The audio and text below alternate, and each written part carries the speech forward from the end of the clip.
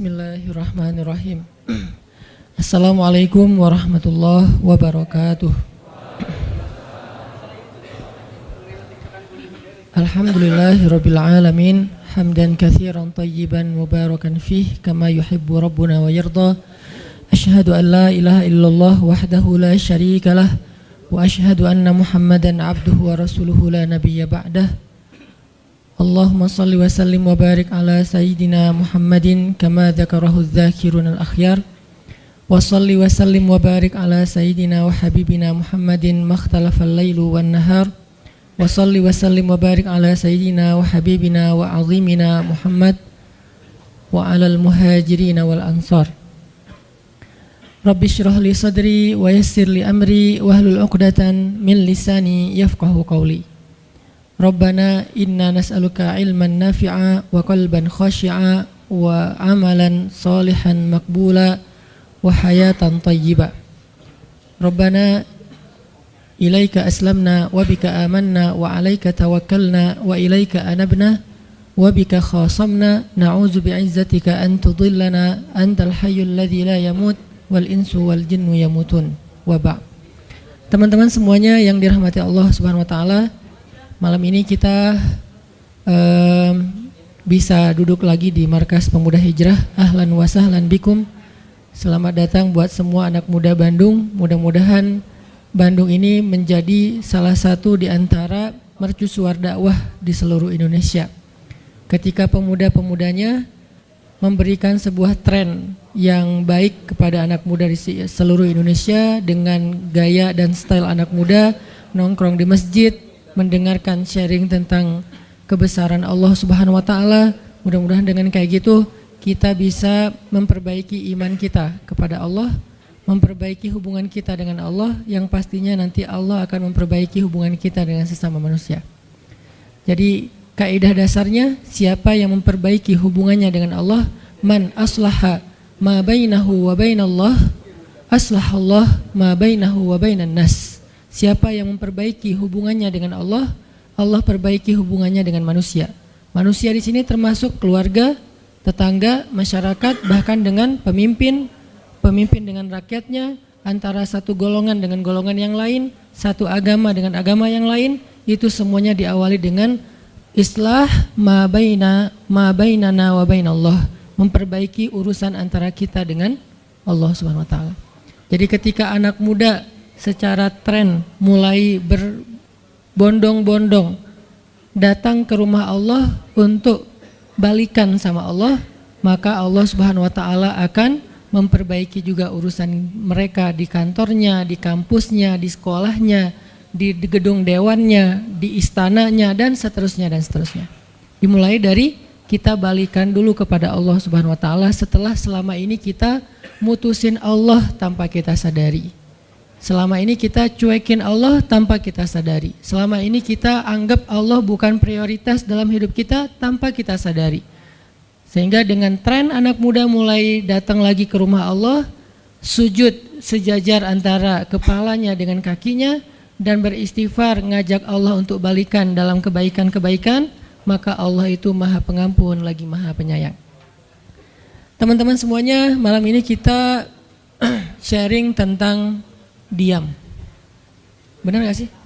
Benar ya? Tentang diam. Dan saya gak mau ngebahas dari sisi fikih hukum diam, terus nanti ada juga yang bertanya tentang hukum puasa diam, puasa gak ngomong, dan seterusnya. Karena memang dakwah saya agak sedikit menghindari perdebatan fikih. Kita akan coba renungkan beberapa kisah tentang diam yang ada di dalam Al-Quran. Setidaknya ada 4 apa 5 gitu kisah tentang amazingnya diam itu di dalam Al-Quran. Yang menurut saya nih, setelah saya coba tadabbur beberapa ayat tentang kisah diam ini dalam Al-Quran, ternyata sama, poinnya tuh sama di antara semua kisah, bahwa diam kalau kita lakukan itu tepat dan kita punya alasan yang jelas, maka diam itu akan menjadi jalan lahirnya keajaiban dalam hidup kita. Jadi jalan munculnya keajaiban dalam hidup kita. banyak orang yang berbicara untuk membela diri. Padahal kalau dia diam, Allah yang bela dia. Kita ngebela diri kadang-kadang gak ngaruh, karena pembelaan diri kita tuh dianggap subjektif. Tapi kalau Allah yang bela dia, Allah punya banyak cara dan Allah menggenggam hati manusia. Sehingga ketika misalnya kita ribut dengan seseorang, setelah kita menjelaskan duduk perkaranya, kita ngejelasin yang sebenarnya terjadi apa, udah cukup diam dan jangan melanjutkan perdebatan. Kenapa? Biar nanti sisanya Allah yang akan beresin. Nah, ini butuh apa untuk bisa kayak gini nih? Butuh iman. Karena kalau kita imannya lemah, kita kayak agak meragukan Allah bakal ngebelain kita, padahal kita dalam posisi yang benar, mungkin kita akan terus-terusan bela diri. Kita akan tulis panjang sampai di scroll, kita akan narasi dengan kata-kata, kita akan berdebat, kita akan kerahkan semua teman-teman yang bisa ngebelain kita akan cari semua argumen, kita akan cari semua kesalahan dia dibalikin. Semua cara ini adalah cara orang untuk membela diri dengan cara berucap. Ternyata di Al-Quran Allah pernah menceritakan kepada kita cara membela diri dengan diam. Bahkan kadang-kadang ketika kita membela diri dengan berucap, justru Allah menjauhkan dirinya dari kita. Allah pergi. Kenapa Allah pergi dari kita, berpaling dari kita? Karena saat kita membela diri dengan berucap, dengan ngomong, dengan broadcast, dengan komen, dengan bikin caption dan seterusnya, kadang-kadang di dalam kata-kata kita itu ada hal yang justru gak benar, ada yang bohong terpaksa gitu. Akhirnya gara-gara pengen bela diri kita jadi bohong, gara-gara pengen bela diri kita jadi cari-cari kesalahan orang lain, gara-gara pengen bela diri kita jadi buka aib, gara-gara pengen bela diri kita jadi melebih-lebihkan sesuatu yang harusnya gak kayak gitu. Artinya justru karena kita berucap, karena kita ngomong malah jadi salah. Akhirnya orang gak respect, Allah lebih gak respect lagi. Sehingga malam ini kita pengen belajar tentang gimana cara menjemput keajaiban ketika kita punya masalah dengan seseorang lewat diam. Mungkin teman-teman sering mendengar hadis yang disampaikan oleh para penceramah, para ustadz. Hanya mungkin malam ini kita akan lebih banyak ngambil contoh. Karena saya pikir narasi-narasi ideal berupa ayat dan hadis udah banyak yang menyampaikan. Tapi membawanya dalam contoh konkret daily kehidupan kita itu mungkin gak semua orang aware. Karena emang kehidupan orang beda-beda. Apalagi misalnya seorang ustadz yang mungkin jarang main sosmed. Dia gak tahu masalah di sosmed itu apa. Seolah-olah sosmed itu bukan realitas hidup. Padahal kita tahu anak muda Indonesia main sosmed sehari gak kurang dari 6 jam. Berarti ada 6 jam realitas kehidupan kita yang jarang dibahas dan dibimbing dengan bimbingan agama Allah, Al-Quran dan hadis. Kenapa? Karena realitas ini kurang difahami oleh sebagian guru-guru, oleh sebagian ulama yang mereka emang agak gak terlalu akrab dengan sosmed. Mereka nggak akrab dengan yang namanya Instagram, YouTube, Twitter, Line apalagi. Karena Line ini anak mudanya mungkin ABG banget kan. Jadi agak-agak kurang akrab. Kalaupun mereka pakai itu hanya karena soleh banget kali ya. Karena soleh banget jadi mereka pakainya sebatas sekedar share ceramah doang. Jadi nggak main. Bukan pemain sosmed lah. Sekedar menggunakan sosmed sebagai media panggung ceramah. Udah share. Itu juga kadang-kadang yang nge-share-nya admin, jadi nggak ngulik gimana cara itu kurang ngulik. Padahal realitas sosmed itu udah jadi realitas daily kehidupan kita. 6 jam kita ada di sosmed dan 6 jam itu tetap waktu yang akan dihisap oleh Allah. Bukankah selain harta, selain tenaga, selain amal, waktu juga akan dihisap? Maka waktu kita 6 jam itu apakah tidak ada hubungannya dengan agama? Ada banget. Sehingga saya mencoba untuk semampu saya bareng dengan kita semuanya belajar. Bisa nggak ya kita jadi smart netizen? Atau dalam kehidupan sehari-hari bisa jadi smart citizen dengan sikap diam. Gimana sikap diam citizen, smart citizennya? Lagi di jalan, ketika orang lain mungkin bikin kita bete, bikin kita emosi, bisa nggak kita diam? Di rumah ketika kita berselisih dengan pasangan, bisa nggak kita diam? Di kos-kosan ketika kita digedor-gedor terus minta uang kos-kosan sama bu kos, bisa nggak kita Itu mah ngumpet ya. Salah contohnya. Ya gitulah pokoknya. Jadi kita akan coba bahas diam ini dari angle daily kehidupan kita. Karena saya lebih suka kayak gitu biar langsung praktis bisa dipakai. Memang hadis-hadisnya banyak. Salah satu yang paling terkenal, man kana yu'minu billahi wal yaumil akhir falyakul khairan aw liyasmut. Cuman contohnya doang yang beda-beda. Narasinya sama, kontennya sama. Cuman contohnya beda tergantung angle seorang ustadz dan wawasan kehidupan yang dia jalanin. Dia hidupnya sebagai apa? Kalau hidupnya sebagai seorang ustadz yang ada di dalam masjid, mungkin ya contoh-contohnya adalah tentang di dalam masjid, tentang bergaul sesama ustadz, dengan aktivis, manggilnya akhi ukhti. Tapi kalau dia kehidupannya main, berarti dia akan ngambil contoh tentang main. Gimana kita biar tetap bisa soleh walaupun kita lagi main dan seterusnya. Tapi narasinya sama. Man kana yu'minu billahi wal yaumil akhir falyakul khairan aw liyasmut. Atau nanti cerita yang lain kata Nabi, yang paling banyak memasukkan orang ke dalam api neraka dua. Satu lisannya, kedua kemaluannya. Ini dua hal yang paling sering menyebabkan orang masuk neraka.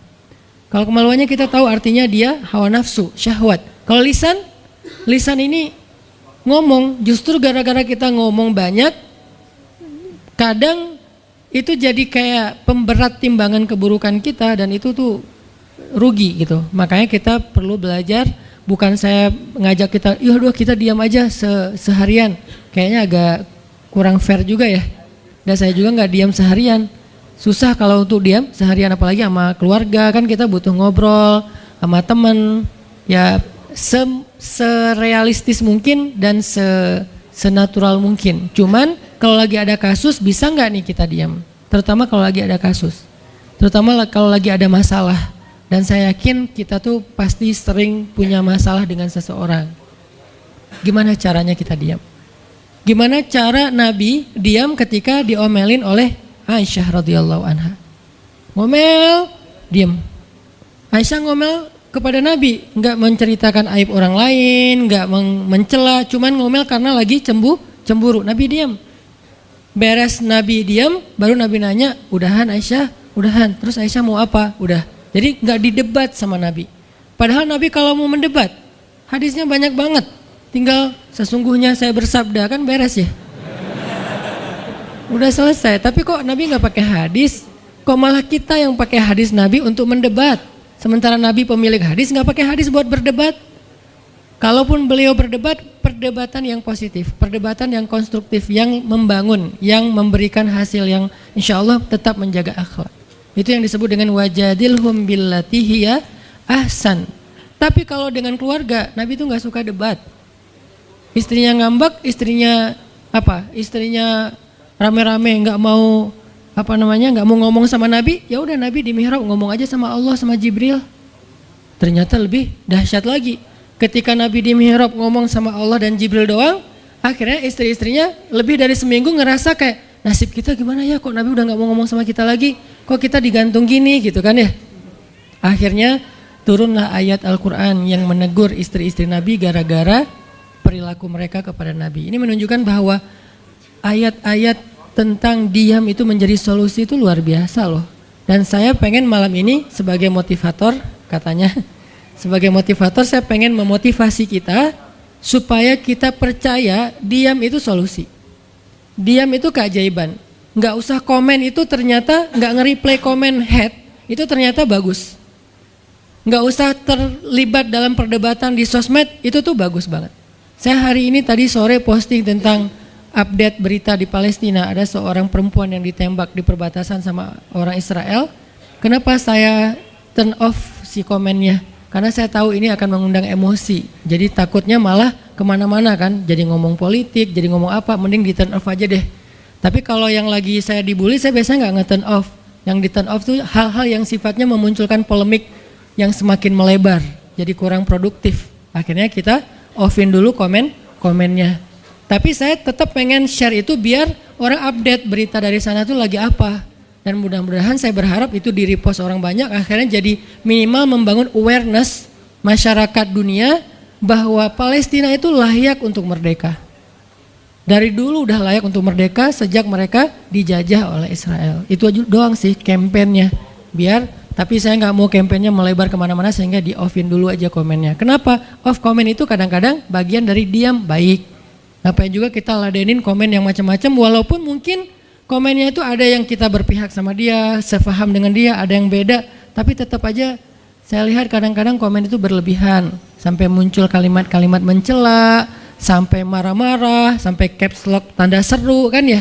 Ini kan nggak nyaman lagi kan kalau udah kayak gini, mending diam. Nah di sini kita pengen belajar, diam itu ternyata ajaib. Diam itu ternyata benar-benar kata orang emas. Diam itu ternyata solusi. Diam itu ternyata pembelaan diri yang paling efektif. Kalau selama ini kita masih percaya membela diri yang paling efektif ngomong. Membela diri yang paling efektif itu bikin postingan. Membela diri yang paling efektif itu bikin caption yang bagus. Membela diri yang paling efektif itu komen. Membela diri yang paling efektif itu minta pembelaan dari manusia. Ternyata mungkin itu benar, tapi ada yang lebih efektif lagi. Membela diri dengan diam. Dan gimana cara membela diri dengan diam sampai mendatangkan keajaiban? Itu yang akan kita coba renungkan malam ini. Oke, yang pertama kita akan baca kisah diam di surat Maryam, surat favorit saya. Coba teman-teman buka surat Maryam, surat 19. Di dalam surat ini ada dua adegan diam. Pertama, adegan diamnya Nabi Zakaria. Yang kedua, adegan diamnya Maryam. Surat 19, surat Maryam, ayat 10.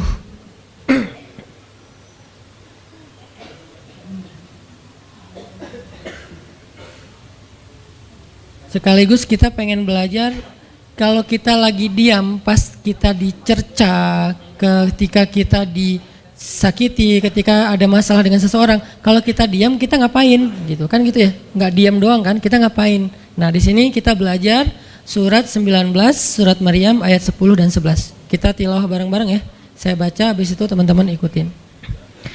A'udzu billahi minasy syaithanir rajim. Silakan.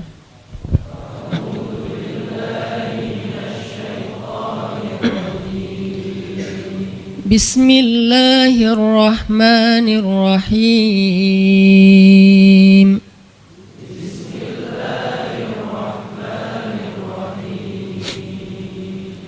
Qala rabbi ij'al li ayah.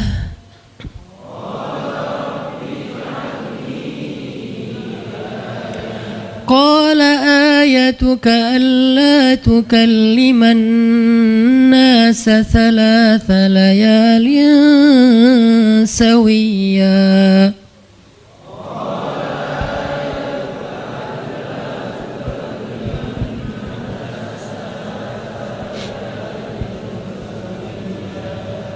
فخرج على قومه من المحراب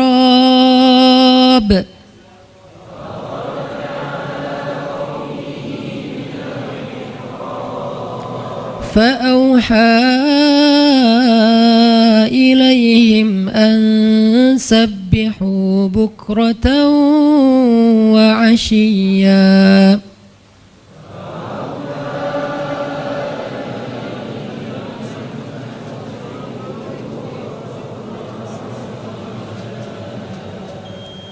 Berkatalah Zakaria, Rabbi, berikanlah untukku sebuah pertanda bahwa aku akan punya anak laki-laki.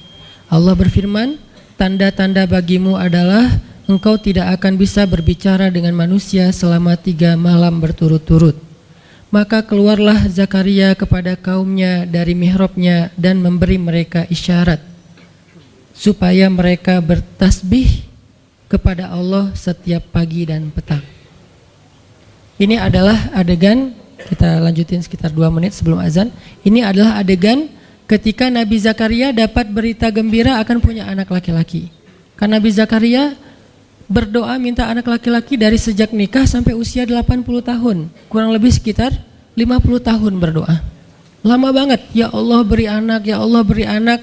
Sampai iparnya udah punya anak keren namanya Maryam, iparnya adalah Imran. udah punya anak, keren banget, cewek, solehah, dari kecil udah beribadah di Masjidil Aqsa. Zakaria masih minta anak, ya Allah, ya Allah, ya Allah. Sampai puncaknya Zakaria ngelihat Maryam dapat makanan dari langit. Zakaria datang ke mihrab Maryam, terus di situ udah ada makanan yang bukan dibawa oleh Zakaria. Zakaria nanya, "Anna laki hadza ya Maryam?" Maryam dapat dari mana makanan ini? Kata Maryam, "Huwa min indillah," dari Allah, kata Maryam. Gimana caranya? Kata Maryam, Allah punya cara sendiri. Allah yarzuqu may yasha bighairi hisab. Terserah Allah gitu. Masya Allah, Masya Allah. Zakaria kagum sama Maryam, langsung pergi ke mihrabnya Zakaria, sholat, dan di dalam sholatnya Zakaria berdoa, hunalika da'a Zakaria rabbah. Di saat itulah Zakaria benar-benar nangis berdoa kepada Allah, ya Allah, Rabbi habli min ladunka dzurriyyatan thayyibah innaka sami'ud du'a. Ya Allah, beri saya anak seperti dia, seperti Maryam, engkau maha mengijabah doa dan saya enggak pernah berputus asa meminta kepadamu. Udah 50 tahun lebih. Tiba-tiba Allah bilang, ya Zakaria, inna nubashiruka bi ghulam ismuhu Yahya lam naj'al lahu min qablu samiyya. Zakaria, sekarang kami akan perkenankan doamu, kamu akan punya anak, beri dia nama Yahya. Belum pernah ada anak seperti dia yang soleh di muka bumi. Zakaria kaget, walaupun doa, tapi beliau masih berpikir kayak, gimana caranya saya punya anak? Ini kayak tarik-tarikan antara logika manusia dengan iman. Imannya percaya Allah Maha Kuasa, tapi logikanya gimana caranya? Istri saya sudah tua, saya juga udah tua. Lalu Nabi Zakaria bertanya untuk biar lebih tenang, supaya logikanya nggak ragu lagi. Kalau imannya udah mantap, tinggal logika. Zakaria tanya, beri saya ij'al li ayah, beri saya bukti, tanda gimana cara saya punya anak. Kata Allah, tandanya alla tukalliman nas salasa layalin sawiyya. Kamu tiba-tiba nggak bisa ngomong. Kamu sehat, kamu nggak punya masalah, tapi kamu nggak bisa ngomong. Mau ngomong tuh nggak bisa. Kamu bisa tilawah, kamu bisa zikir, tapi kamu nggak bisa ngomong. Bisa subhanallah, subhanallah, subhanallah. Bisa alhamdulillahi rabbil alamin. Nggak bisa. Jadi baca Quran, kalau ada Quran, tapi dulu kan Taurat ya. Baca Taurat bisa, zikir bisa, hayya ala sholah, kalau azan ada azannya bisa, pokoknya semua bisa kecuali mau ngomong tuh nggak bisa. Masya Allah ya, luar biasa. Kenapa? Karena Allah pengen Zakaria zikir aja 3 hari. Jangan ngomong dengan manusia walaupun ucapannya baik kecuali zikir. Jadi kalau mau ngomong dengan manusia, subhanallah, masya Allah, alhamdulillah, bismillah, cuman gitu doang ngomongnya. Nggak bisa, lu mau kemana? Nggak bisa. Insya Allah gitu. Jadi cuman bisa zikir. Saking Allah pengen Zakaria menghabiskan 3 hari sebelum Allah tunjukkan keajaiban hanya dengan berzikir. Apa poinnya di sini? Kalau kita pengen ada keajaiban dalam diam, maka isilah diam kita dengan zikrullah. Insyaallah nanti kita lanjutkan setelah sholat isya. Bismillahirrahmanirrahim. Teman-teman semuanya, kita lanjutkan tadabbur kita terhadap ayat di surat Maryam, ayat 10 dan 11, kisah keajaiban yang diperoleh oleh Nabi Zakaria alaihissalam dengan Allah anugerahkan untuk beliau anak yang super duper keren luar biasa yang bernama Yahya alaihissalam. Dan salah satu cara Allah Subhanahu wa taala mendidik Nabi Zakaria untuk menjemput keajaiban itu adalah Allah menyuruh Zakaria untuk diam dan mengisi diamnya dengan zikratullah bukratan wa asiyya, mengingat Allah pada waktu pagi dan pada waktu petang. Artinya diisi dengan zikir. Dan waktu itu Nabi Zakaria menurut ulama tafsir, beliau tidak cacat lisannya, benar-benar bisa ngomong.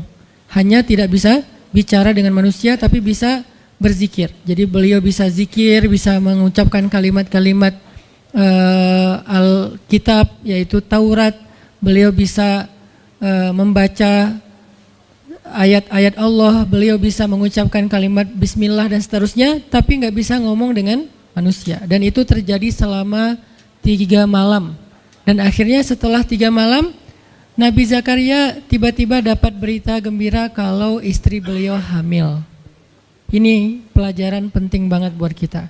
Kalau ini pernah berlaku terjadi kepada Nabi Zakaria, keajaiban dengan cara kayak gini, maka ini juga akan terjadi kepada kita. Itulah alasan kenapa kisah tersebut direkam dalam Al-Quran, supaya dia menjadi pelajaran hudan lil muttaqin. Itu kenapa Allah katakan Al-Quran hudan lil muttaqin, petunjuk bagi orang yang bertakwa, orang yang pengen memperbaiki diri, orang yang pengen dapat solusi. Muttaqin, orang yang pengen wa may yattaqillaha yaj'al lahu makhraja, dapat jalan keluar. Wa yarzuqhu min haitsu la yahtasib, dikasih rezeki yang enggak terduga-duga. Wa may yattaqillaha yaj'al lahu min amrihi yusra, diberikan kemudahan. Wa may yattaqillaha yaj'al lahu yukaffir anhu sayyi'atihi, dihapuskan semua dosa. Wa yu'dhim lahu ajra, dikasih reward yang berlipat-lipat. Maka siapa yang pengen dapetin keajaiban-keajaiban orang bertakwa itu, maka jadikanlah Al-Quran sebagai petunjuknya, hudan lil muttaqin. Nah, gimana cara kita jadiin Al-Quran sebagai petunjuk? Jawabannya juga ada di ayat yang sama, la raiba fih, jangan ragukan ayat-ayat Al-Quran, termasuk kisah-kisah yang ada di dalamnya. Sehingga kalau kita benar-benar percaya kisah Nabi Zakaria mendapatkan keajaiban dengan cara diam dan zikir, maka kita coba terapin itu dalam masalah hidup kita, insya Allah kita juga akan mendapatkan keajaiban dan kejutan seperti yang didapatin oleh Nabi Zakaria. Itu pesan poin yang ada di dalam ayat 10 dan 11 surat Maryam. Sehingga buat sebagian orang yang mungkin ngerasa selama ini sering disakiti, sering dicuekin, sering didebat, sering diapain, jangan terlalu diladenin. Kadang-kadang ada teman saya nanya ke saya, Ustadz, ini ada yang ngomongin Ustadz gini di sosmed, perlu kita balas nggak nih? Saya bilang udah diamin aja. Itu tuh santai, tapi sebetulnya itu ada kayak alasan kenapa saya memilih sikap itu, bukan karena kayak males ribut. Sebetulnya kadang-kadang kan ribut itu kayak nyenengin ya, kayak olahraga apa ya, emosi gitu kan. Rame-rame di sosmed itu kayak asik kan, kayak kita ngegame gitu kan. Jadi nge-replay komen-komen orang kayak lucu-lucuan gitu. Saya pernah lihat Rachel V-nya bagus juga sih. Ini bukan dalam hal negatif tapi positif, makanya saya sebutnya nama. Rachel itu kan main kemarin ke Australia sama New Zealand. Terus ada dia lagi foto-foto gitu di sana bareng dengan suaminya. Tiba-tiba ada yang komen, Sel, lo nggak cocok di tempat itu. Tempatnya bagus tapi gara-gara lo jadi kurang bagus gitu. Terus dia jawab, ya gue nggak cocok tapi dompet gue cocok, kata dia. Kadang-kadang perlu digituin juga sih ya, biar paham. Karena kata Ustaz Abdul Somad, sombong kepada orang yang sombong adalah sedekah. Tapi itu mah pilihan. Rachel memilih sikap santuy. Tapi dengan dia guyonin, kalau saya memilih sikap diam aja deh. Karena saya takut kalau saya ngomong malah jadi panjang debatnya, dan saya merasa nggak mampu untuk selalu membela diri dengan argumen. Karena membela diri dengan argumen kadang-kadang ya, kalau bahasa Ustaz Umar Mita, orang yang mencintaimu tidak butuh alasan, orang yang membencimu tidak akan menerima alasan. Jadi kayak ya udahlah, diamin aja. Ternyata dengan kita diam muncul aja keajaiban, banyak keajaiban. Jadi benar-benar saya percaya banget diam itu tuh keajaiban. Dan itu berlaku dalam dakwah, berlaku dalam masalah keluarga. Ketika istri lagi ngambek, dia misalnya komen panjang di sosmed, di WhatsApp misalnya, dia kayak misalnya namanya juga lagi ngambek ya, ngomong panjang di WhatsApp. Kalau saya sabar untuk diam, itu tuh beres dengan sendirinya dan akhirnya malah lebih baik. Tapi kalau saya kepancing, jadi kita balas-balesan. Sepanjang hari WhatsAppan terus nggak beres-beres, tapi hasilnya makin lama tuh tangan pegel, hati panas. Karena kayak pengen dia balas apa, oh balasin lagi, balas apa, balasin lagi, terus aja gitu, habis energi dan kerasa gitu, capeknya tuh luar biasa. Tiba-tiba muka jadi lebih tua gitu kan ya, tiba-tiba berkerut semua, terus warna kulit makin doff gitu. Ini gara-gara efek stres kali ya. Jadi intinya adalah jangan diladenin, diamin aja setelah kita klarifikasi fitnah. Kalau itu berbentuk fitnah, tetap kita butuh tabayun, klarifikasi biar tidak menyebar fitnah. Tapi beres klarifikasi nggak usah diperpanjang. Berapa kali mungkin teman-teman ngelihat, mungkin saya pernah nggak ada apa-apanya sih dibandingkan Ustadz Felix. Kalau beliau lebih pro lah dalam masalah kayak gini. Kalau saya beberapa kali dibully di sosmed, pernah nggak saya ladenin? Hampir nggak pernah. Cuman klarifikasi maksudnya, udah beres, diamin aja, diamin. Sepahit apapun, sepanas apapun kalimatnya, yang kadang-kadang Ustadz nggak baca. Penasaran soalnya. Kalau kita diam karena nggak baca mungkin nggak ada challenge-nya kan. Ini baca komennya semua sampai ribuan itu satu-satu dibaca tuh. Oh gini ya, bisa gini ya orang ngomong teh. Terus aja dibacain satu-satu. Capek cari air putih, minum lagi, baca lagi gitu.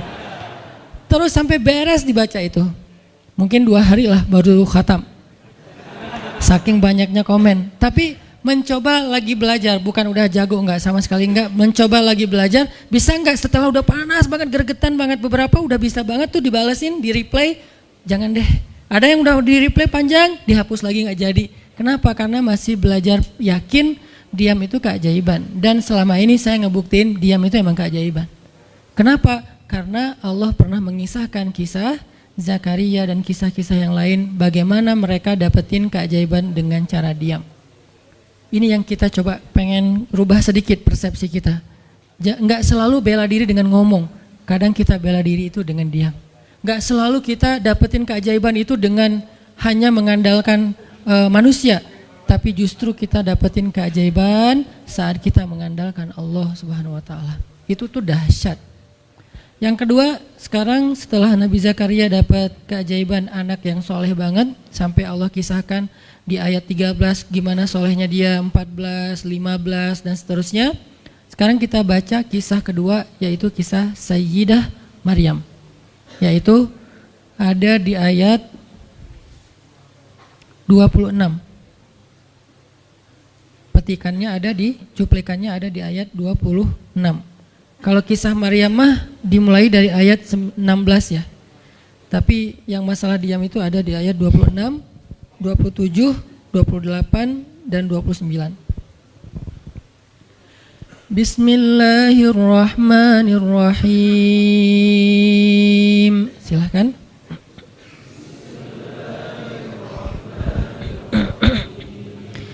Fakuli washrabi wa qarri aina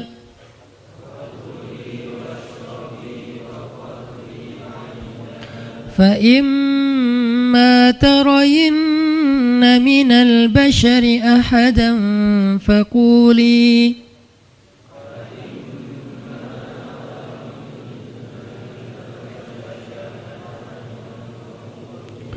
فقولي إني نذرت للرحمن صوما فلن أكلم اليوم إنسيا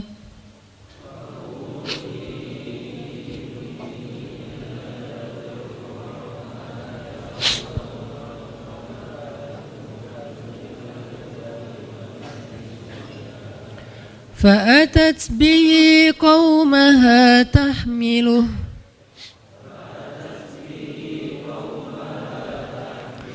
قالوا يا مريم لقد جئت شيئا فريا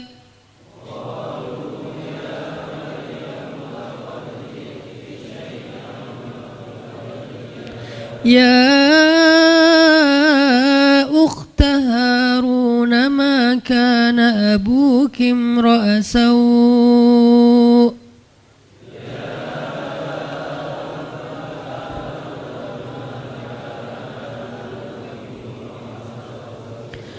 ما كان أبوك امرأ سوء وما كانت أمك بغيا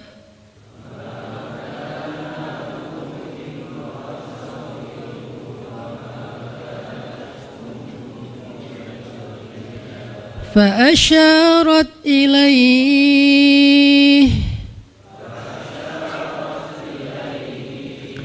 قالوا كيف نكلم من كان في المهد صبيا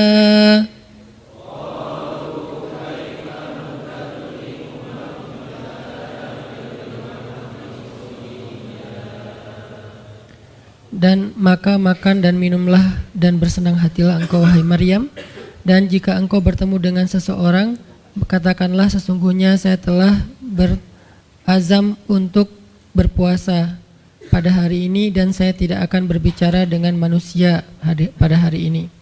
Lalu Maryam pun datang kepada kaumnya sambil menggendong bayinya. kaumnya berkata, "Wahai Maryam, engkau datang kepada kami dengan membawa," kalau bahasa kita tuh pembawa apa istilahnya? Sial. Apa ya? Dengan membawa keburukan. Jadi kayak dianggap pembawa kesialan. "Wahai saudari Harun, sesungguhnya ayahmu bukanlah seorang yang nista ataupun pendosa, dan begitu juga dengan ibumu bukanlah perempuan yang hina." Lalu Maryam memberi isyarat, fa'asyarat ilaih, memberi isyarat dengan menunjuk ke arah bayinya. Lalu mereka berkata, "Bagaimana kami akan berbicara dengan seorang bayi yang masih digendong oleh ibunya?" Maksudnya masih terlalu kecil. Ini adalah cuplikan adegan Maryam ketika baru pulang kampung. Jadi ceritanya di ayat sebelumnya, ketika kandungan Maryam semakin besar dan nggak bisa disembunyikan dari penglihatan manusia, Maryam pun pergi menjauh ke sebuah tempat yang tidak ada siapa-siapa. Fahamalathu fantabadat bihi makanan qasiyya. Dia menjauh, mengucilkan diri ke tempat yang nggak dilihat oleh siapa-siapa sampai melahirkan. Jadi kurang lebih sekitar 3 bulan 4 bulan Maryam nggak ada di Al-Quds, nggak ada di di Masjidil Aqsa dan sekitarnya. Dia pergi mengasingkan dirinya supaya tidak ada yang menghujat Maryam karena ngelihat perutnya sudah semakin besar dan dia nggak punya suami. Setelah melahirkan, akhirnya Allah perintahkan Maryam untuk pulang. Setelah Allah ngasih makan, minum dan kebahagiaan buat Maryam, fakuli washrobi wa qarri aina, dengan adegan korma yang menjatuhkan buah-buah rutop dan seterusnya, pulanglah Maryam. Nah, Maryam tahu ketika dia pulang dengan membawa bayi, dia pasti akan dihujat, dicela, dicaci maki, dibully oleh kaumnya. Lalu Allah memberi kepada Maryam bekal. Gimana cara ngadepin yang kayak gitu-gitu?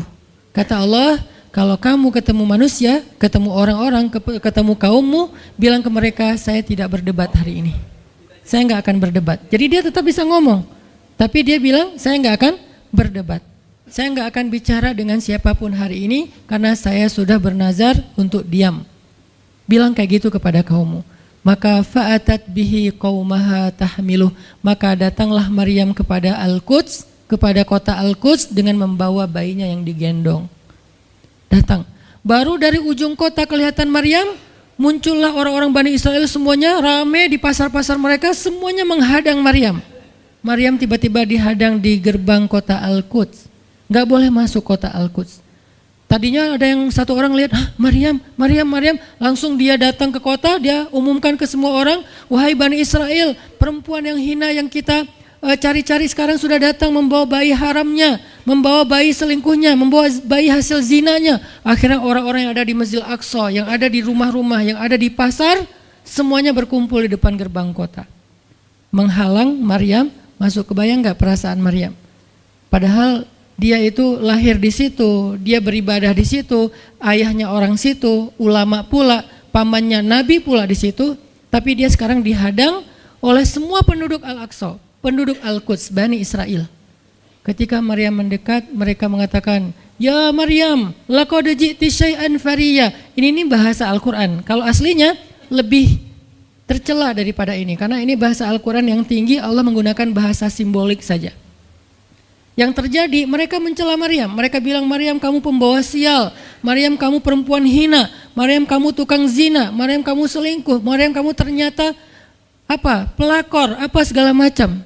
Kebayang gak seorang perempuan yang mulia dituduh dengan kata-kata kayak gini?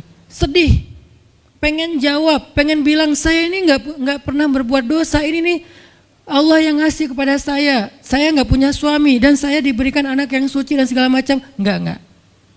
Tanya kepada Zakaria kalau nggak percaya, saya punya buktinya segala macam. Nggak usah, diam aja.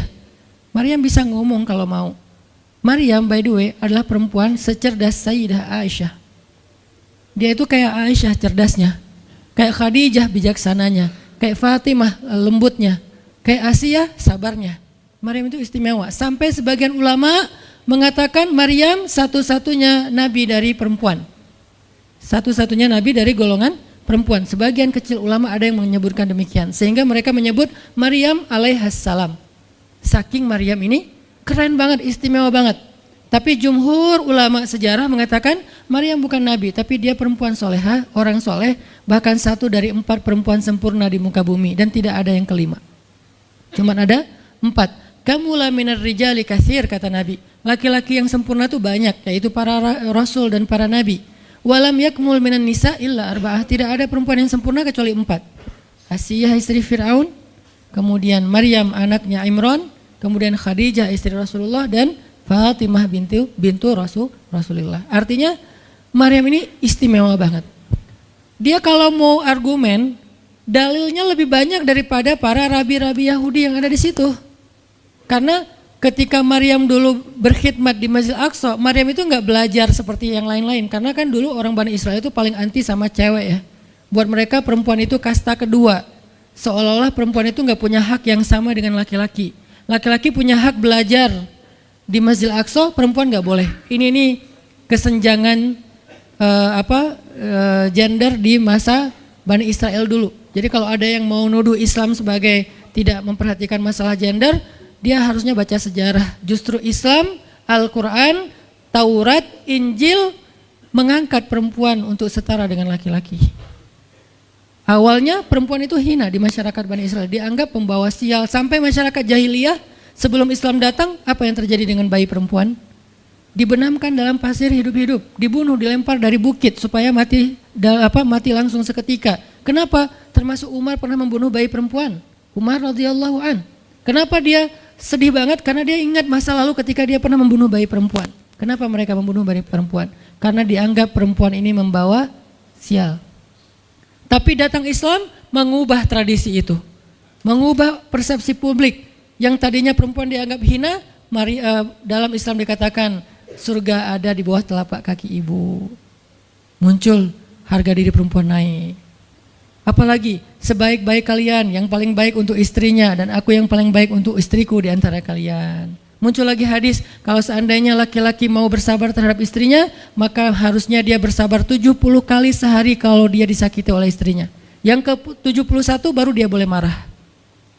70 belum boleh marah. Jadi perempuan, ibu-ibu, istri kalau mau bikin suaminya sebel sampai 69.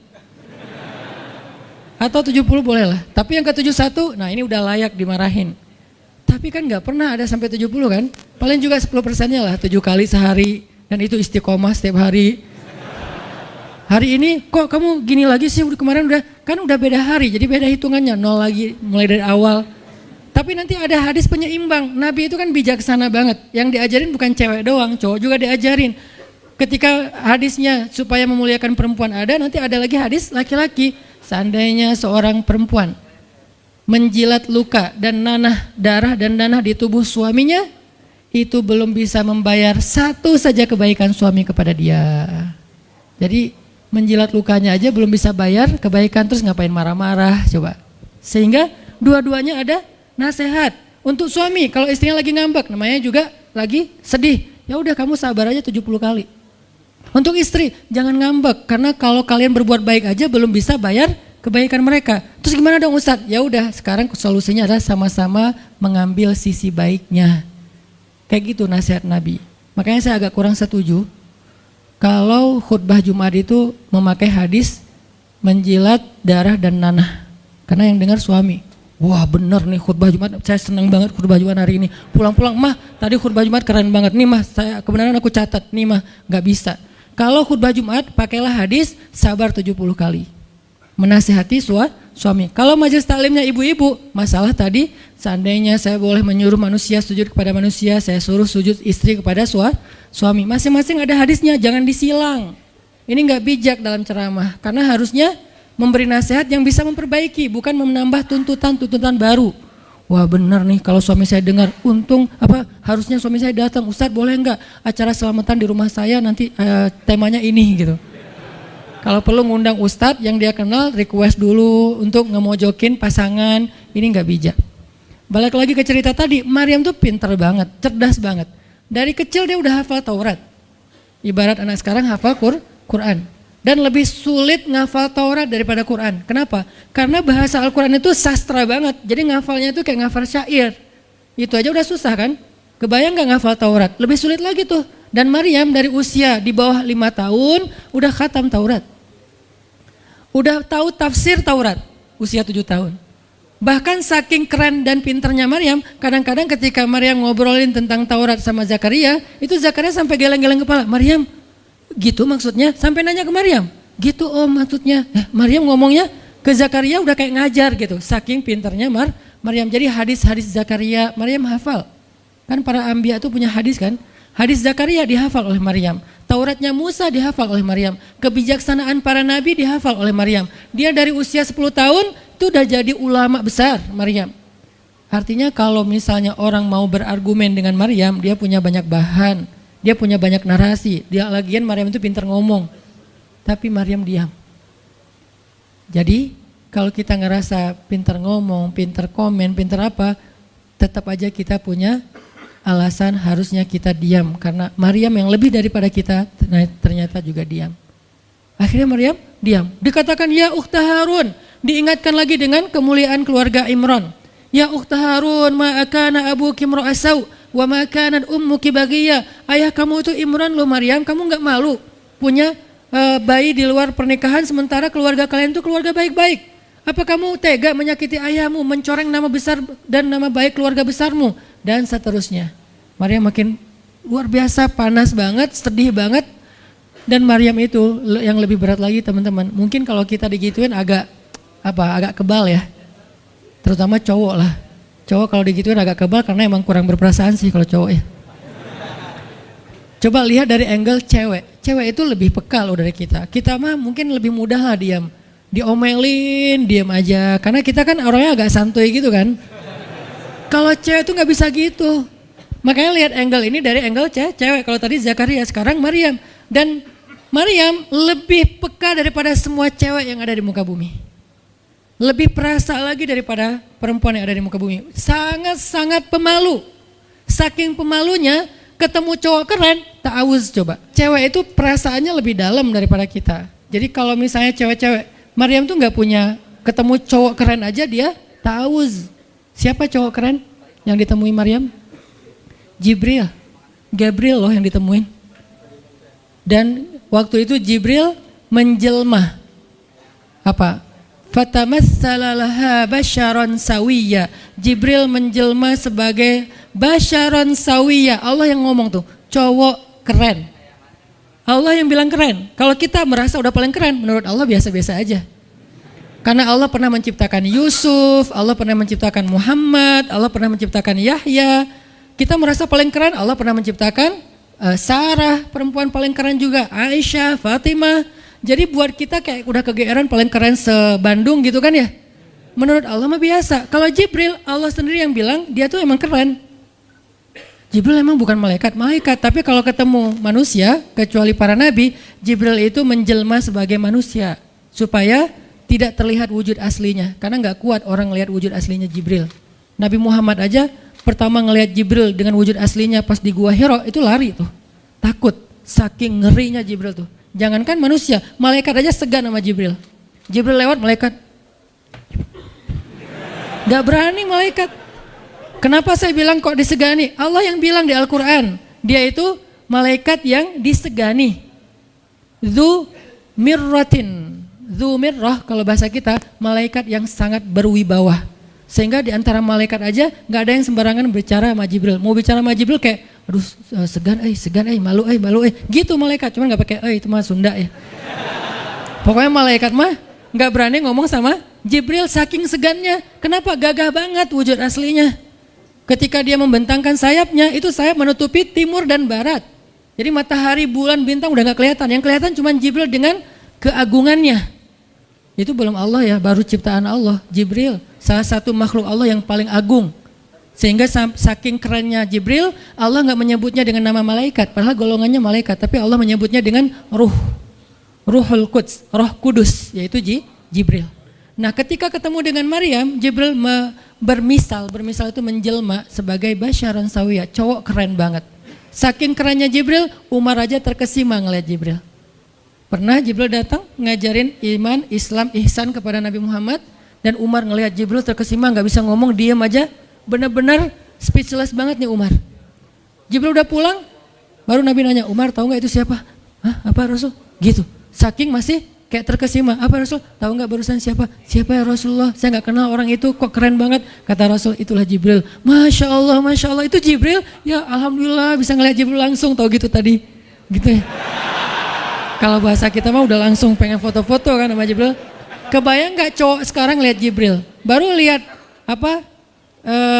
Artis Korea aja kita udah kayak gimana kan, BTS atau apa, udah segala macam, udah guling-guling, udah gigit jari, baru BTS doang.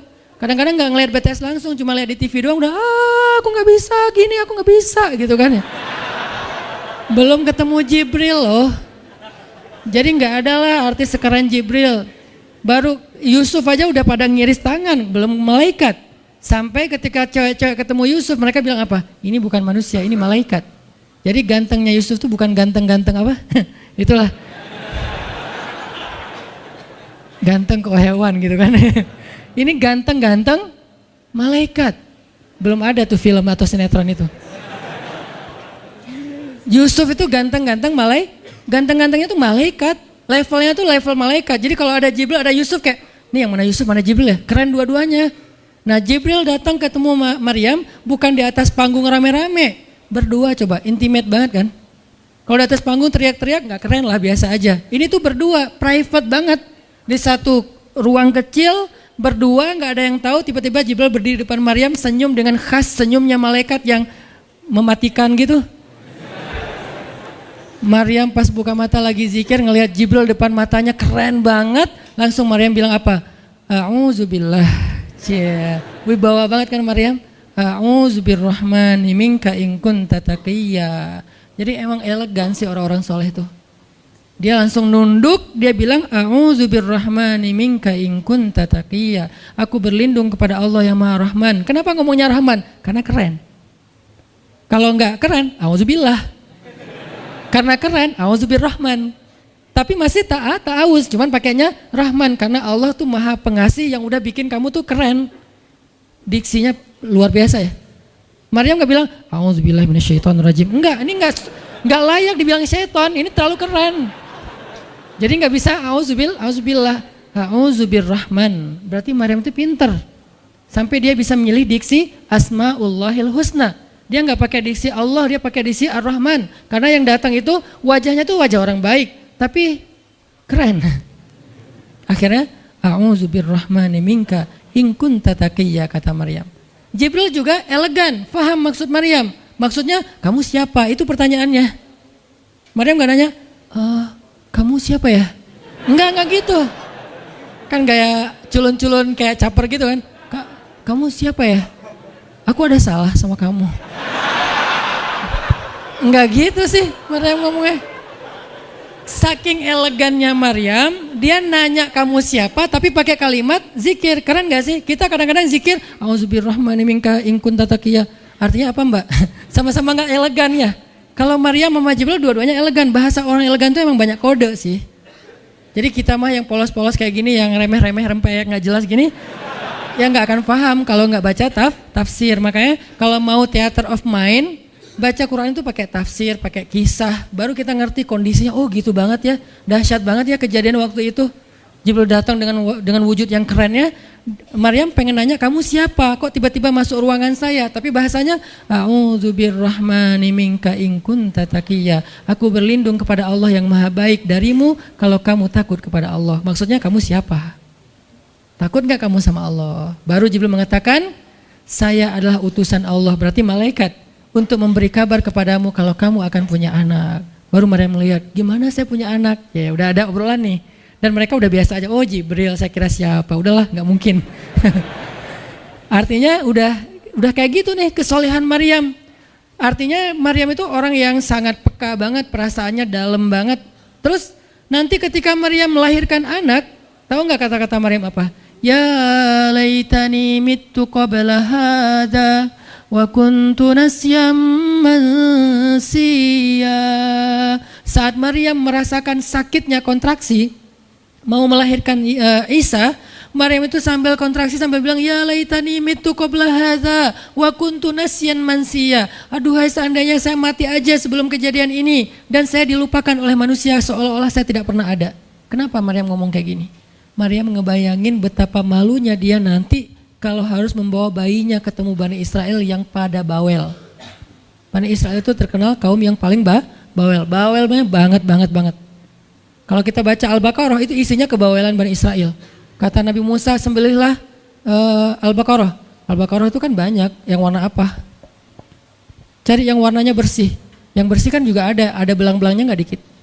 Terus yang beratnya berapa kilo, yang dari mana? Dari Bali atau NTB atau dari mana? Bawel banget. Udahlah, cari aja seekor sapi, sembelih beres. Tapi nanya lagi, bertele-tele. Itulah Bani Israel. Dan Maryam tahu banget karakter kaumnya.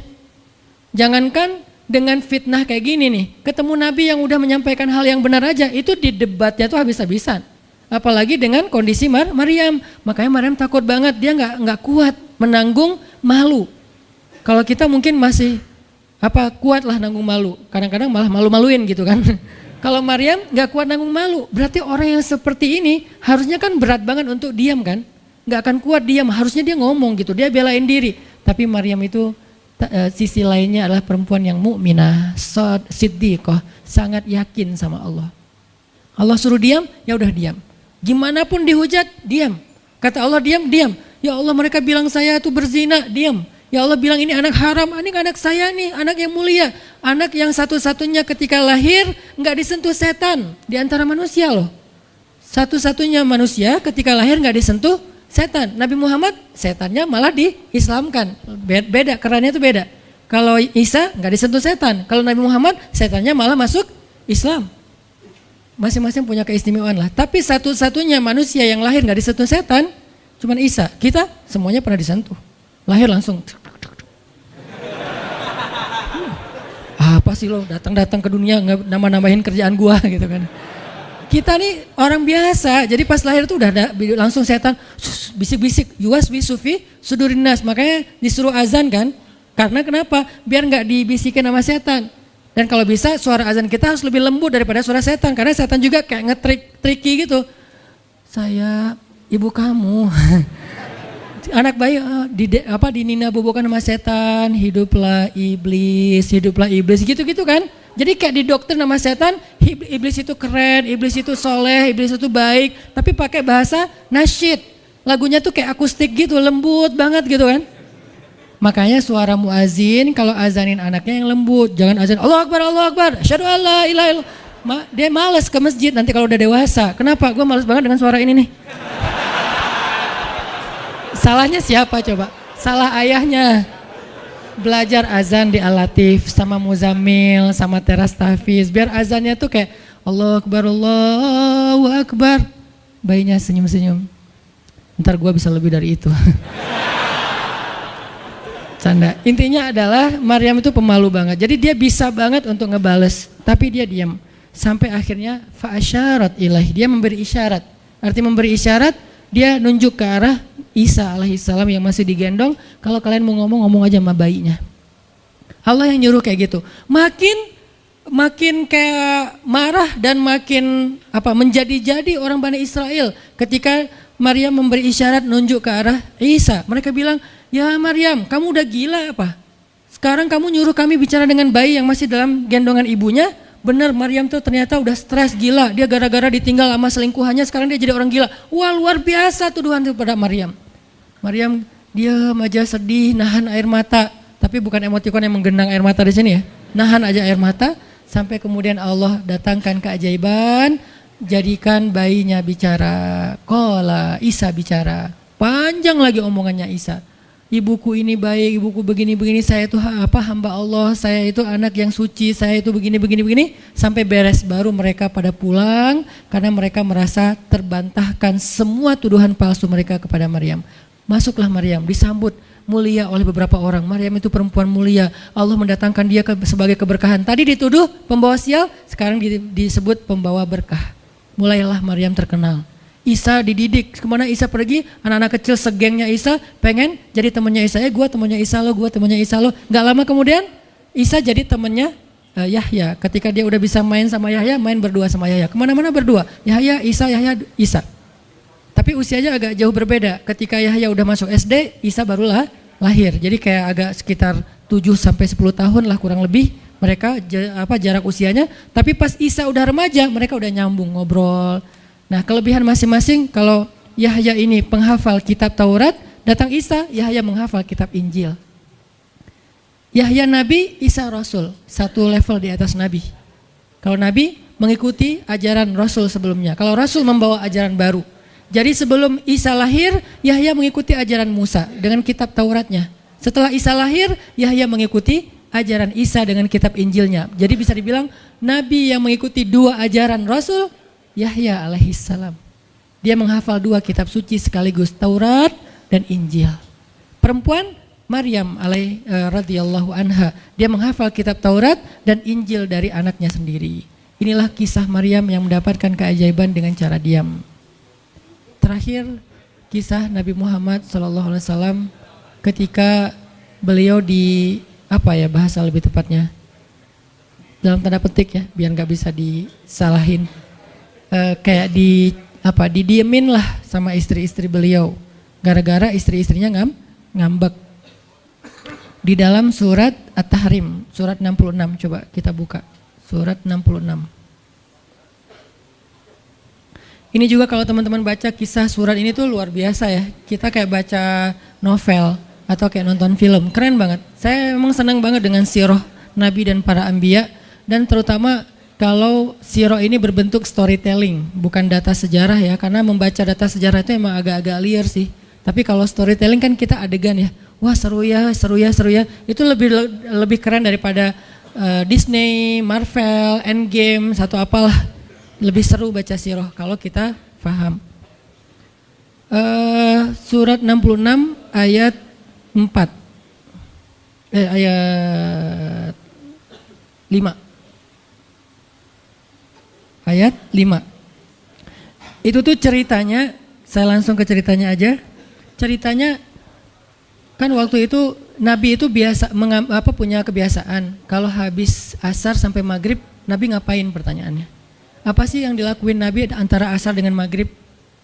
Ternyata kebiasaan Nabi di hari Jumat di hari-hari biasa antara asar dengan maghrib itu adalah keliling ke rumah-rumah istrinya. Antara asar dengan maghrib itu waktu family time lah, keliling antara rumah-rumah istrinya. Kalau nggak habis dalam satu hari, besok dilanjutin. Nah hari itu Nabi datang ke rumah Maria yang dari Mesir itu, istri beliau yang dari Mesir, Maria Kiptiyah. Dan lama di rumah Maria, nggak pindah-pindah gitu. Sementara Hafsah sama Aisyah udah nungguin Nabi di rumahnya Aisyah berdua, karena emang Hafsah sama Aisyah ini kan ngegeng banget ya berdua ya, kayak soulmate banget lah, walaupun sama-sama istri Nabi, tapi mereka kayak fair berdua tuh nggak ada masalah. Kalau yang dengan yang lain mereka cemburu. Nungguin di rumah Aisyah, Hafsah, Nabi di rumah siapa sih sekarang? Kata Hafsah, di rumah Maria. Kok lama banget sih di rumah Maria, dikasih makan apa sih? Gak tahu tuh, dari tadi kita tungguin gak datang-datang, kan sesama cewek nih ngobrol. Lama gak datang-datang, menjelang maghrib Nabi baru datang. Aisyah udah agak bete nih, lama banget sih giliran di Maria aja datang lama, di rumah saya lama gak datang-datang. Begitu Nabi datang, tuh Nabi datang. Diam aja Aisyah sama Hafsah. Assalamualaikum. Waalaikumsalam. Kayak ngambek gitu kan. Kata Nabi, Aisyah kenapa? Hafsah kalian kenapa? Kata Aisyah, ya iyalah sedih, kok di rumah Maria lama banget dikasih makan apa sih, enak ya? Kata Aisyah, enggak makan apa-apa, cuma minum madu. Oh kata Hafsah, pantesan kok bau mulutnya gak enak, pasti madunya gak benar tuh di sana tuh. Iya gak benar, jangan minum madu lagi, kata Aisyah. Kata Nabi, ya udah mulai sekarang saya gak akan minum madu lagi. Demi apa? Menyenangkan hati Aisyah. Aisyah langsung yes, Nabi gak akan minum madu lagi demi saya. Berarti saya kan istimewa banget. Kenapa bisa istimewa? Karena aslinya Nabi itu hobi banget minum madu. Kayak saya mungkin senang minum kopi, tapi demi istri, mulai sekarang saya gak akan ngopi lagi. Kan istri saya ngerasa, wah demi aku tuh dia gak mau ngopi lagi. Kan keren kan? Akhirnya Aisyah ngomong ke istri-istri yang lain, kalian tahu gak? Kata Aisyah, kayak ngomong di grup gitu kan? Tapi grupnya bukan grup WhatsApp, grup mereka gitu. Kalian tahu gak? Nabi sekarang gak akan minum madu lagi loh. Kenapa? Karena aku. wah keren ya Aisyah, istimewa banget ya, sampai Nabi rela gak minum madu, padahal madu itu baik, Nabi senang juga demi Aisyah, ya demi aku gitu. Akhirnya Aisyah bahagia. Allah gak ridho. Begitu Nabi ngomong kayak gitu, Allah turunkan ayat pertama surat At-Tahrim, ya ayuhan Nabi. Jibril langsung turun, ya Rasulullah ada pesan. Ada pesan tuh dari Allah. Kata Rasulullah, pesan apa Jibril? Nih, ya ayuhan Nabi, lima tuharrimu ma ahallallahu lak tabtaghi mardhata azwajik. Kenapa engkau mengharamkan apa yang Allah sudah halalkan bagimu? Hanya pengen menyenangkan hati istrimu, wahai Rasul? Astagfirullah, salah ngomong saya. Mengharamkan ya Allah halalkan. Astagfirullah ya Allah, mulai sekarang saya akan minum madu lagi. Astagfirullah, maafin saya ya Allah. Jibril balik ke Allah, kasih tahu Nabi akan minum madu lagi. Nabi ngomong ke istri-istrinya, ngumpulin semuanya kecuali Aisyah. Semuanya dikumpulin. Ada Hafsah di situ. Wah istri-istriku, maaf ya aku salah ngomong kemarin depan Aisyah. Sekarang aku akan meralat. Mulai sekarang aku akan minum madu lagi di rumah-rumah kalian. Jadi kalau sore aku lagi datang, siapkanlah madu seperti biasanya.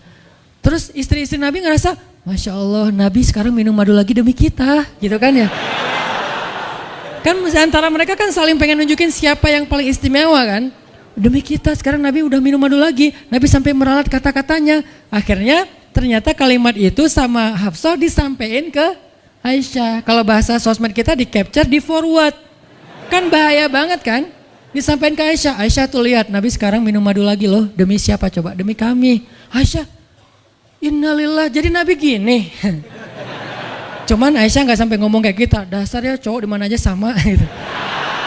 Itu mah kata-kata cewek sekarang ya. Kalau Aisyah kan elegan kan nggak ngomong gitu. Akhirnya pas Nabi datang Aisyah diam. Aisyah diam. Kata Nabi, Aisyah kenapa? Aisyah kenapa?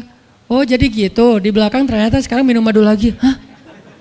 Nabi langsung datangin sama Jibril. Rasulullah tahu nggak kenapa mereka rame-rame sekarang? Siapa yang ngasih tahu nih ke Aisyah? Jibril ternyata jadi penengah. Makanya jangan macam-macam deh sama Nabi. Ada Jibril, ada Allah kan. Susah gitu membuat rahasia. Tahu nggak Rasulullah kenapa Aisyah ngambek? Kenapa wahai Jibril? Gara-gara Hafsah ngebocorin rahasia Nabi kepada Aisyah. Oh ini kerjaan Hafsah, kata Nabi. Oke, Hafsah. Panggil nih Hafsah. Dipanggil Hafsah, kata Nabi, Hafsah, kamu udah membocorkan rahasia saya. Ini menurut sebagian tafsir. Memang ada banyak tafsir sih. Salah satu tafsirnya kayak gitu. Hafsah, kamu udah membocorkan rahasia aku. Dan sekarang istri-istri pada ngambek. Istri yang lain juga ikut ngambek sekarang gara-gara Nabi kayak sekali minum madu, sekali nggak minum madu. Yang lain pada diam semuanya. Datang ke rumah Ummu Salamah. Assalamualaikum, Ummu Salamah, waalaikumsalam. Tadi kayaknya aku belum selesai jemuran, dah langsung pergi jemuran. Nggak mau ngomong sama Nabi. Maria, assalamualaikum, waalaikumsalam. Kayaknya tadi aku lagi sibuk nyetrika deh. Jadi nggak ada yang mau ngomong sama Nabi. Diam semuanya. Nabi kan jadi sedih kan. Gara-gara siapa coba? Gara-gara Hafsah. Akhirnya Nabi bilang, Hafsah, aku kecewa banget dengan sikap kamu. Kamu nggak jaga rahasia aku. Sekarang aku antar kamu pulangnya ke rumah Umar. Bahasa lainnya diceraikan. Hafsah dicerain sama Nabi. Kerennya Hafsah pas digituin, dia cuma nangis. Dia nggak bilang, ya Rasulullah, Rasul tega nyerain saya, terus saya gimana? Gitu. Enggak. Rasulullah cuma masalah madu doang, cuma masalah capture dan saya forward doang kayak gitu langsung diceraikan. Tega banget sih Rasulullah. Rasulullah nggak punya hati apa? Enggak. Hafsah tuh diam. Ini nih keajaiban diam yang lain ya. Diceraikan sama Nabi. Innalillah, astagfirullahaladzim. Hafsah yuk kita pulang ke rumah Umar. Iya ya Rasulullah, pulang aja. Baik banget nih Hafsah, soleha banget. Jadi by the way emang semua istri Nabi itu soleha, cuman namanya perempuan kadang-kadang muncul sifat dasarnya mereka cemburu, mereka sedih, mereka baper. Tapi itu manusiawi dan perempuan yang soleha pun merasakan hal itu. Hafsah pulang ke rumah Umar. Assalamualaikum, waalaikumsalam, dibuka sama Umar. Ya Rasulullah, Hafsah langsung masuk ke kamarnya. Ya Rasulullah, anak saya bikin salah apa? Pasti dia nyakitin Rasulullah ya. Maaf ya Rasulullah. Langsung Umar marah-marah. Hafsah, kamu ngapain sama Rasulullah? Hafsah diam aja. Dimarahin habis-habisan sama Umar. Umar tahu sendiri, sayang banget kan sama Nabi. Ketika ada masalah antara Nabi dengan anaknya, pasti yang dimarahin anaknya, bukan Nabi. Nabi pulang, Hafsah diomelin sama Umar. Diam aja, nggak ngomong apa-apa. Diam. Akhirnya Jibril turun. Jibril turun, ya Rasulullah ada pesan dari Allah. Apa wahai Jibril? Di surat At-Tolak, surat putus. Kan At-Tolak itu artinya diputusin. Bahasa ini pesantrennya dicerai. Turun surat At-Tolak. Kata Jibril, Allah nyuruh kamu raji'ha ya Rasulullah. Raji'ha innaha qawwamah sawwamah fa innaha min azwajika fil jannah. Wahai Rasulullah, rujuk Hafsah, rujuk Hafsah. Disuruh rujuk. Allah nggak redha Rasul menceraikan Hafsah. Tahu nggak kenapa Allah begitu membela Hafsah ketika Hafsah ada masalah dengan Rasul? Salah satunya karena Hafsah diam. Harusnya Allah ngebela Rasul, Umar aja ngebela Rasul, sahabat-sahabat ngebela Rasul karena Rasulullah selalu benar. Tapi Allah ngebela Hafsah, kenapa? Karena Hafsah diam, sebegitu ajaibnya diam. Sampai ketika ada seorang perempuan bermasalah dengan kekasih Allah, Allah malah membela perempuan ini, bukan kekasihnya. Raji'ha ya Muhammad, rujuk Hafsah, dia itu istrimu di dunia dan di surga. Akhirnya Rasulullah, jadi saya rujuk, wahai Umar, ya Hafsah masih nangis di kamarnya. Balik lagi Rasulullah naik onta ke rumah Hafsah, assalamualaikum, waalaikumsalam. Ya Rasulullah, udah saya marahin tuh. Hafsah, kata Umar, udah nggak apa-apa Rasulullah, udah nggak usah bersedih, udah saya marahin habis-habisan dia tuh. Kata Rasulullah, Umar, aku pengen ngomong sama Hafsah. Ya Rasulullah jangan, biar saya aja ngomong. Dia emang nggak bisa ketemu sama Rasul. Ya Umar, aku pengen ketemu sama istriku. Hah, istrimu? Hafsah, itu Rasulullah. Keluar lagi Hafsah, soleha banget, lembut banget. Keluar, ada apa ya Rasul? Hafsah tuh nggak marah-marah. Ada apa ya Rasul? Hafsah, aku pengen ngomong sama kamu. Umar diam bingung. Kata Rasulullah, Hafsah, aku ingin ajak kamu balikan. Romantis gak sih? Rasul pengen ngajak Hafsah balikan. Kok balikan sih Ustaz? Ya rujuk kan balikan. Rujuk artinya kembali ya balikan. Hafsah balikan yuk. Umar bingung, hah balikan? Hafsah, Allah yang nyuruh aku untuk merujuk kamu. Umar makin bingung, Hafsah kamu keren banget. Sampai Allah belain kamu gitu. Kata Nabi, Hafsah, Allah turunkan ayat khusus tentang kamu di surat ini. Umar makin bingung, sampai turun ayat, Masya Allah, anakku ini subhanallah, Masya Allah gitu kan ya. Akhirnya, ya Rasulullah, Allah sampai turunkan ayat tentang masalah ini. Alhamdulillah, Hafsah sujud syukur, Hafsah nangis, Hafsah langsung meluk Rasul. Umar, aduh gimana nih? Udah beres gitu, Hafsah dibawa pulang sama Rasul, boncengan berdua. Hafsah boncengan sama Rasul. Naiklah mereka, mobil mereka yang bermerek onta itu.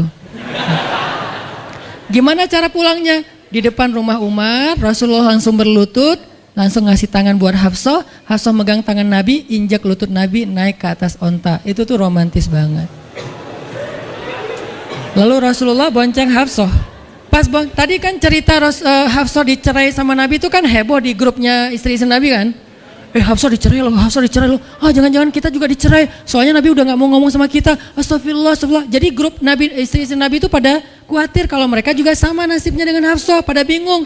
Tapi tiba-tiba mereka ngelihat Hafsah pulang ke rumahnya dibonceng Nabi. Itu tuh langsung trending loh. Istri-istri Nabi, tahu nggak tuh Hafsah dirujuk sama Nabi sampai turun ayat di surat At-Talaq. Oh gitu. Wah Hafsah keren banget ya. Wah istri-istri Nabi pada cemburu pada Hafsah. Diturunkan Hafsah, yang lain pada ngintip Hafsah. Sampai masuk ke rumahnya, Nabi beres di rumah Hafsah, keluar masuk ke masjid, dia aja di masjid. Istri yang lain Nabi nggak mau ngomong. Aisyah, Ummu Salamah, Saudah, Maria, Sofia, siapa lagi? Yang Zainab bintu Jahsy, semuanya Nabi diamin, nggak mau diajak ngomong. Datang satu-satu, ya Rasulullah mau dibuatin minum apa? Astagfirullah, subhanallah. Datang lagi Aisyah, Rasulullah capek, subhanallah. Diam semuanya, nggak ada yang mau diajak ngomong sama Nabi. Udah mereka akhirnya pada pulang, bingung, ya nasib kita gimana ya? Tanya ke Hafsah yuk. Sekarang Hafsah jadi kayak selebritinya. Hafsah, pada datang ke rumah Hafsah. Hafsah bantuin kita dong. Sampai Aisyah aja yang tadinya kayak apa? Bisa dibilang kayak pemimpin istri-istri Nabi kan. Aisyah paling cerdas, paling disayang sama Nabi. Sekarang Aisyah diam-diam ngomong, Hafsah bantuin dong. Kita nih lagi digantung sama Nabi. Kata Hafsah sekarang kan kayak lagi di atas angin gitu. Kalian sih nyakitin Rasul, cie. Hafsah tuh kayak wah, lagi masa-masanya Hafsah gitu kan. Hafsah gimana dong? Ya udah ngomong aja langsung sendiri. Rasulullah nggak mau ngomong sama kita. Ya udah coba minta tolong ke ayah kamu Aisyah, kan ayah kamu dekat sama Rasulullah. Akhirnya ngundang Abu Bakar. Ya Abu Bakar, baca deh tafsir dari ayat-ayat ini. Abu Bakar datang, ayah tolongin kami dong. Kenapa? Kami itu dianggurin sama Nabi, didiamin, digantung udah seminggu lebih. Jangan-jangan kami juga dicerai kayak Hafsah. Kalau Hafsah dicerai tapi udah dirujuk, kami gimana nasibnya? Akhirnya ya udah biar aku yang ngomong sama Rasul. Datanglah Abu Bakar ke masjid. Rasul lagi zikir. Ya Rasulullah, itu istri-istrimu mutus saya. Subhanallah. Ya Rasulullah, Masya Allah. Ya Rasulullah, la ilaha illallah. Abu Bakar aja Rasul gak mau ngomong sama dia. Padahal Abu Bakar itu udah paling akrab sama Nabi. Abu Bakar diam, gak bisa diajak ngomong nih. Abu Bakar balik lagi ke rumah istri-istri Nabi. Kata istri Nabi, gimana Abu Bakar? Astagfirullah, innalillah, gimana kalau Abu Bakar aja nggak bisa, gimana yang lain? Terus akhirnya datang lagi ke Hafsah, Hafsah bantuin dong, kita udah nggak jelas nasibnya nih. Kata Hafsah, ya udah aku minta tolong ayahku ya. Hafsah masih kayak nggak mau langsung ke dia gitu. Ya udah aku minta tolong ayahku ya, panggillah Umar. Ayah bantuin mereka dong, nasib mereka sekarang lagi terkatung-katung gitu. Umar marah, kalian sih. Nah, tadi kan yang diomelin Hafsah kan, sekarang diomelin semua istri Nabi, diomelin sama Umar. Dan salah satu kalimat omelannya Umar, itu tuh kerennya Umar sampai di-repost sama Allah. Coba, ada nggak manusia yang kata-katanya di-repost Allah? Nggak ada, cuman Umar. 2 kali kata-kata Umar di-repost oleh Allah. Arti di-repost apa? Ditayang ulang di Al-Quran. Kan repost itu berarti tayang ulang kan? Di capture, langsung di copy, paste, langsung ditayangin. Itu tuh kata-kata cuman Umar yang pernah digituin sama Allah. Kata-kata Umar apa? Ayat ke-5. Kata Umar, kalau kalian nggak minta maaf sama Nabi, Allah bisa aja mentalak kalian, menceraikan kalian dari Nabi, lalu menggantikan untuk Nabi istri yang lebih solehah, lebih hafizah, lebih bertaubat, lebih baik, lebih cantik, lebih perawan daripada kalian. Itu tuh kata Umar yang ada di ayat ke-5. Jadi bisa dibilang ayat ke-5 adalah ayat repostnya kata-kata Umar. Saking kerennya Umar. Sampai Nabi pernah bilang, kalau ada Nabi setelah aku, Umar lah orangnya, cuman gak ada Nabi setelah aku. Jadi kalau ada orang yang benci sama Umar, saya heran, dia baca sirah apa? Karena Umar tuh keren banget, Abu Bakar tuh keren banget. Kalau kita baca sirah mereka dahsyat tuh. Dan kalau ada yang bilang Umar sama Ali itu gak akur, aneh juga. Karena Ali memberi nama anaknya, yang pertama Abu Bakar, yang kedua Umar, yang ketiga Utsman. Ketika ditanya sama Umar, ya Abul Hasan, kamu memberi nama mereka dengan nama-nama kami, kenapa? Kata Ali, aku berharap mereka jadi orang soleh seperti kalian. Terus gimana caranya Ali ngasih nama Umar sementara dia benci sama Umar? Gak mungkin dia benci, masa ngasih nama orang yang dibenci kan? Dek, namanya siapa? Namrud. Kok Namrud sih? Kan ayah saya benci banget sama Namrud. Datang lagi, dek namanya siapa? Iblis. Kok iblis sih gitu kan ya? Gak mungkin lah. Ngasih nama anak pasti karena sayang. Kayak saya ngasih nama Aisyah, Maryam, Mutia, Yahya, Ertugrul itu karena emang saya ngefans dan ngidolain banget dengan nama-nama ini. Yahya, Ayyash, 3 tokoh di situ. Nabi Yahya, Ayyash sahabat Nabi, dan Yahya Ayyash mujahid Palestina. Jadi 3 tokoh sekaligus. Nabi Yahya saya ngidolain banget supaya Yahya jadi anak kecil yang seperti Nabi Yahya menghafal Quran. Kedua, Ayyash itu sahabat Nabi Muhammad.